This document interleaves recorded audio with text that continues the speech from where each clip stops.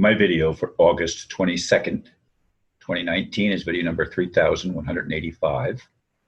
And the title is, It Takes Courage to Even Try to Right Wrongs.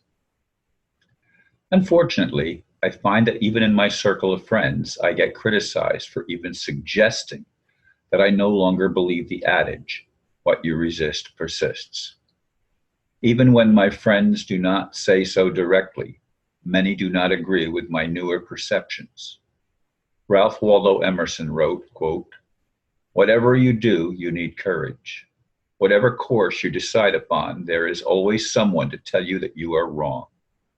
There are always difficulties arising that tempt you to believe your critics are right. To map out a course of action and follow it to an end requires some of the same courage that a soldier needs. Peace has its victories, but it takes brave men and women to win them." End quote. Clarence Darrow said, quote, "As long as the world shall last, there will be wrongs. And if no man objected and no man rebelled, those wrongs would last forever." End quote. And finally, Honest Abe said, quote, "To sin by silence when they should protest makes cowards of men." End quote. And it also takes courage to correct previously held viewpoints when more info becomes available. Can I get an amen? Every day I ponder what to talk about in my new video, and I appreciate those sites that provide quotes from the past that are apropos to something that I want to bring up again. And often the things that I bring up again and again. And what you resist persists is one of those adages that is so prevalent in the New Thought community that it boggles my imagination how people can possibly believe that if we don't pay attention to something, it'll go away. And yet that seems to be what the reality is for so many people. We get locked into belief systems. I've been there. I've been locked into belief systems too. But I've always been an explorer. I've always been willing to look outside the box. Now, I'm not going to, as I said in other recent videos, I'm not going to pay attention to people that have a different point of view when they start calling names and calling me dipshit and other things like the most recent one.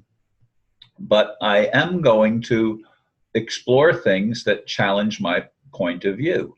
I will watch videos and I'm not going to watch 8-hour videos or anything like that, or, because to me, that's just regurgitating stuff over and over again. That's why I try to keep my videos short. Even when I make videos with other people, I try to go about a half an hour. Now, that hasn't always been the way that I made my videos, but it's been that way for a long time.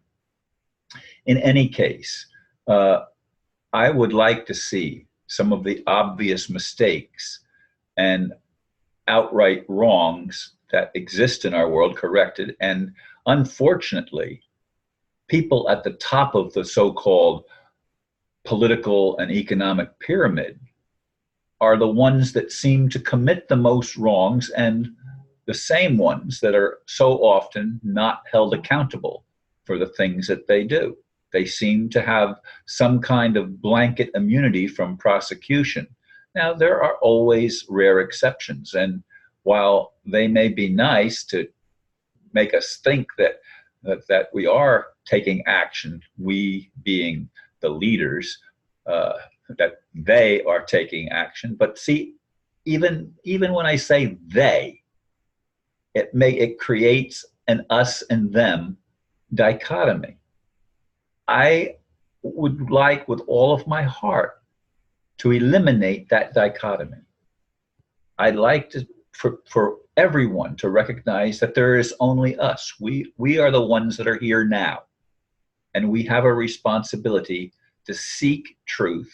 And we have a responsibility to ask questions and to explore other viewpoints or other possibilities of what the reality is. Now, for me, the reality that leaders sit in very dark places and cover up their most dastardly deeds, that's obvious. And it's been obvious for a long time, regardless of philosophical or spiritual positions that I've held through the years. I've always had a finger on the pulse of the political events, which some people say politics, the game of politics, is all corrupted and there's nothing we can do about it.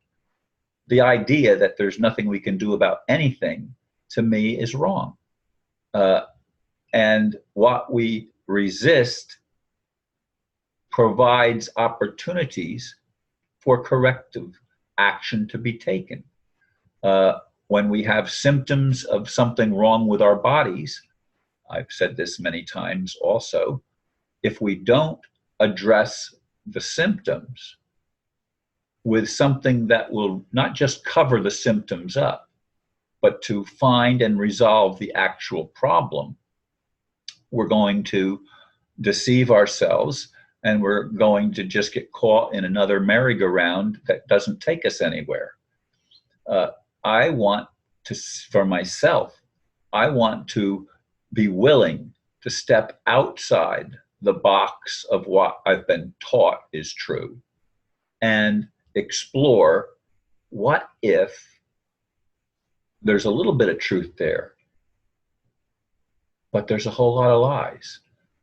Now, I believe that that's absolutely the way it is with all religions, and of course with the political and doublespeak news media and everything that we're exposed to in this world at this time.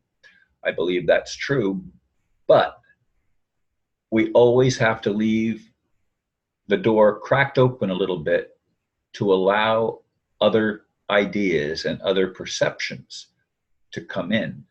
And we need to be willing to explore these without condemning the messenger or using names, name calling, and things like that. These are the things that trigger being shut out, at least for me. When someone starts calling me names or giving all sorts of slanderous replies and stuff like that, or keeps on arguing and trying to drive the same point home, even when they're doing it politely, and they keep driving it again and again and again. Ron, you're wrong. Ron, you're wrong. Ron, you're wrong.